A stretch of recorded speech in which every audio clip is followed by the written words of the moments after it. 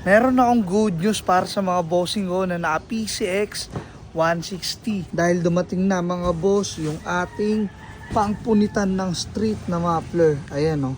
Sa mga naklik 160, PCX 160 mga boss. Alam nyo na. Norem na tayong Apido Blue Tip. Ito lihitin mong pumupunit ng kalsada mga boss. Meron na rin yung kasamang elbow. Dual cut yung elbow. May rubber yung spring. May sensor. Kompleto yung bracket mga boss. Tatlo. Solid to mga boss. Tignan nyo naman yung loob nyan. Kitang kita diba? Sobrang laki mga boss. Ito yung part na dito mga boss. Screen type. Tapos dito tube type. Kaya may pagka-bass din yung tunog nito.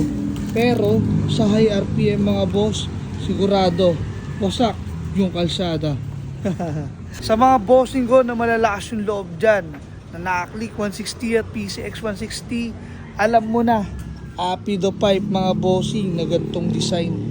Solid to, promise. Ang kinaganda dito mga boss, street legal pa rin to. Kasi sa 25 RPM mga bossing, hindi yan papalo ng 100 decibel.